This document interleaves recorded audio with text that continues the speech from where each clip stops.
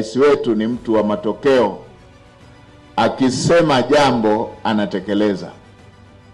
Ana maneno machache, vitendo vingi na vinaonekana.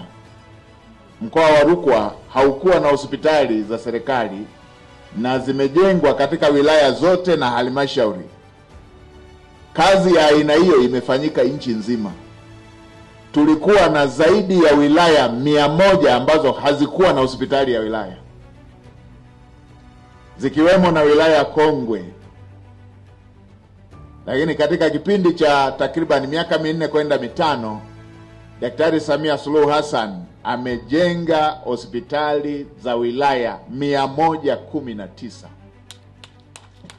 zikiwemo za kwenu huku Rukwa. Hili ni jambo kubwa linaloleta heshima kwa nchi yetu, linaloleta heshima kwa kila Mtanzania. Serikali ya awamu ya 6 ni serikali inayotoa majawabu ya mahitaji ya wananchi.